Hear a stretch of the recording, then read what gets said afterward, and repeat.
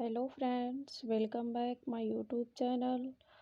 Friends, आप सब कैसे हो? आई होप आप सब लोग बहुत अच्छे होंगे। फ्रेंड्स, अब मैं यूपी टेट और सी टेट 2020 के बाल विकास की तैयारी करवा रही हूँ। फ्रेंड्स, बहुत ही बेसिक से, जो कि फ्रेंड्स आप लोग इसे अगर अच्छे से स्टडी कर लेते हैं तो यूपी टेट और सी टेट में अच्छे मार्क्स गेन कर सकते हैं। फ्रेंड्स, तो चलिए बाल विकास के अर्थ को जानते हैं फ्रेंड्स, और इसके डिफिनीसन को जानते हैं, इसके मीनिंग को, और इसके जो प्रिंसिपल्स हैं उसको जानते हैं। फ्रेंड्स, बाल विकास के जो सिद्धांत हैं, तो फ्रेंड्स आइए हम इस टॉपिक पे डिस्कस करते हैं।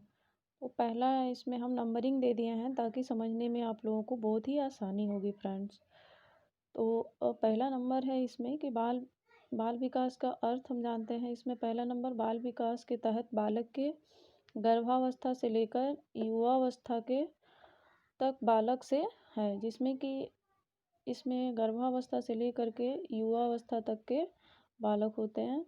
इसके इसमें विकास का अध्ययन किया जाता है। विकास एक सार्वभौमिक प्रक्रिया है जो संसार के सभी जीव में पाई जाती है।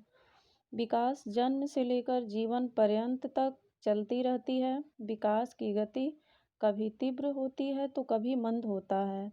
तो फ्रेंड्स, अगर हम बालक के शुरू के अगर हम 3 साल की अवस्था देखें, जिसको हम शैशवावस्था कहते हैं, तो फ्रेंड्स इस शैशवावस्था में मानसिक और शारीरिक दोनों ही विकास बहुत तीव्र गति से होती है। फ्रेंड्स, और बाल्यावस्था में इसकी गति धीमी हो जाती है।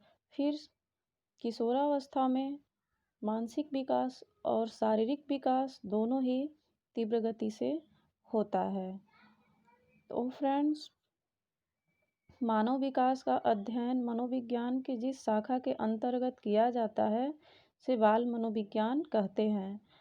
बाल विकास का एक व्यापक अवधारणा है जिसके तहत मनुष्य जन्म से लेकर मृत्यु तक होने वाली सभी परिमाणात्मक व गुणात्मक परिवर्तनों को शामिल किया जाता है।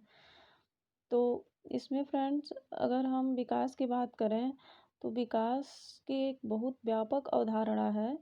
तो इसमें हम परिमाणात्मक और गुणात्मक दोनों का ही अध्ययन करते हैं।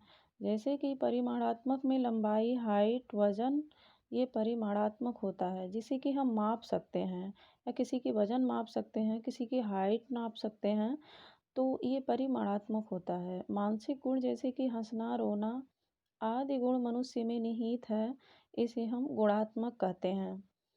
और फ्रेंड्स, ये बाल मनोविज्ञान के जनक पेस्टोलॉजी को हम जानते हैं। फ्रेंड्स, कि ये बाल मनोविज्ञान के जनक पेस्टोलॉजी हैं। फ्रेंड्स, ये बहुत ही महत्वपूर्ण है, ये बहुत इम्पोर्टेंट है।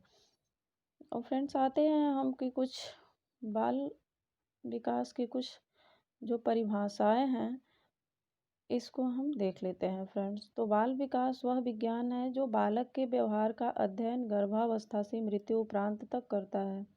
ये क्रो एंड क्रो महोदय ने बताए हैं। फ्रेंड्स, दूसरा डिफिनीशन है कि बाल मनोविज्ञान में व्यवहार और अनुभव का विज्ञान है, जिसमें बाल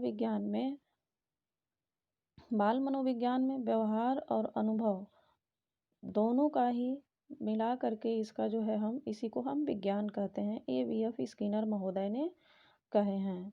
बाल विकास व्यवहारों का विज्ञान है, ये डार्विन महोदय ने कहे हैं। आइए फ्रेंड्स, अब हम बात करते हैं कि बाल विकास का जो सिद्धांत है इसके बारे में कुछ चर्चा कर लेते हैं। फ्रेंड्स, की बहुत इम्पोर्टेंट है ये बाल विकास का सिद्धांत।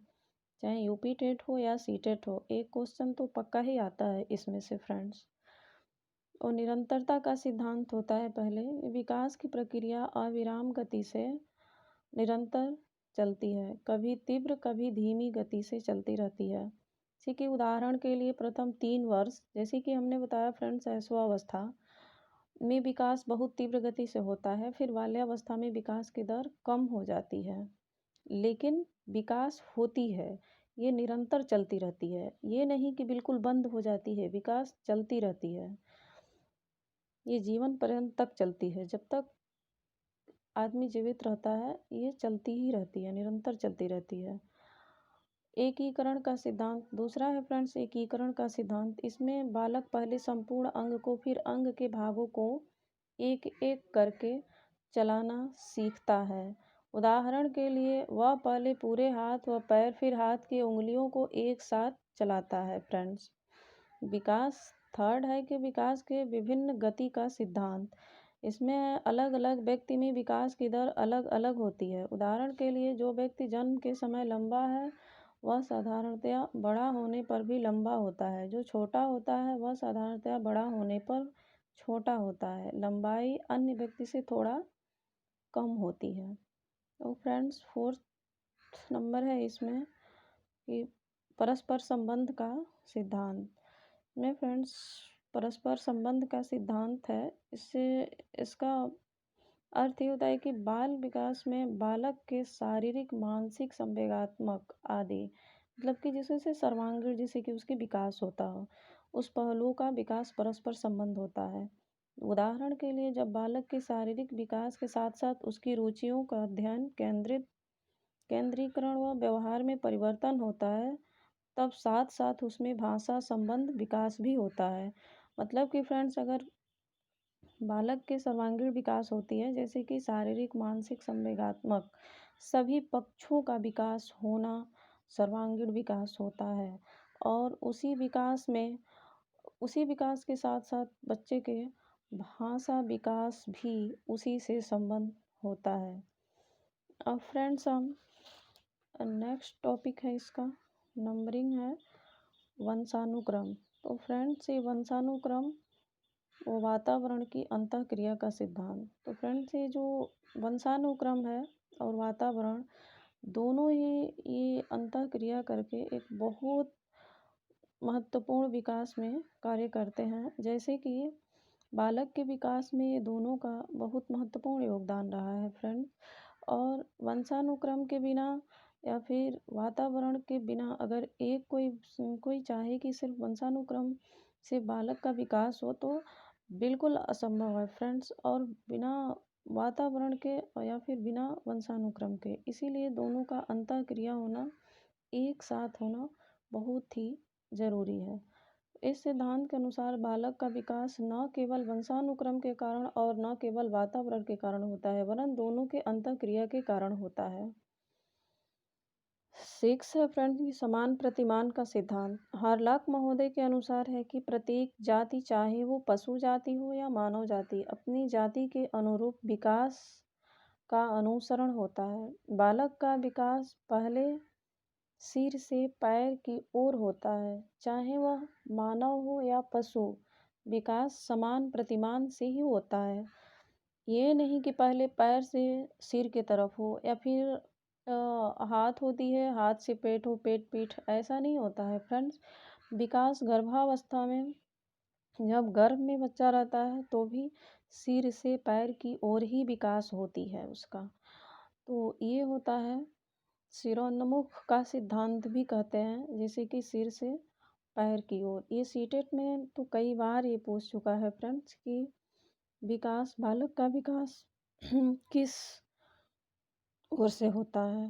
तो ये पैर सिर से पैर की ओर होता है। विकास 7 पॉइंट है फ्रेंड्स विकास प्रासंगिक होता है। बालक के विकास में ऐतिहासिक परिवेश सामाजिक सांस्कृतिक पास के वातावरण से बालक का विकास प्रभावित होता है।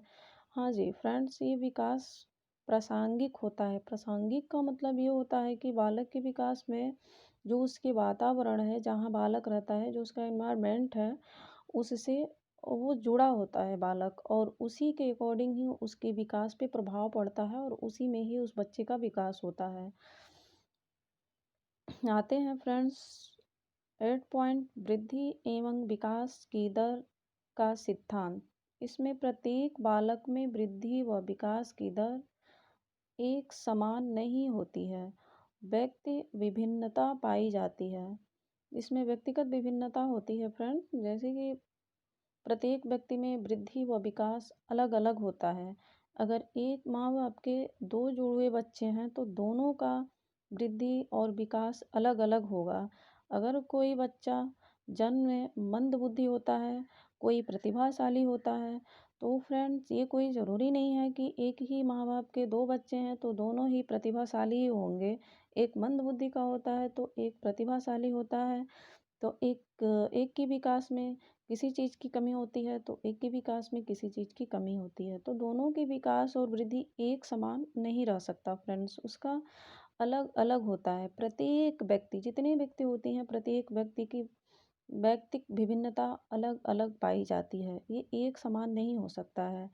तो फ्रेंड्स इस टॉपिक में इस वीडियो में बस इतना ही और हम नेक्स्ट वीडियो में आप लोगों के लिए एक बाल विकास की जो अवस्थाएँ हैं हम उस पे वीडियो अपलोड करेंगे। तो फ्रेंड्स अगर ये वीडियो हमारा अच्छा लगे तो लाइक करना, शेयर भी करना और जो भी उसे कमेंट करना। फ्रेंड्स जो भी आप पूछना चाहते हैं वो हमें कमेंट करके हमसे पूछ सकते हैं फ्रेंड्स।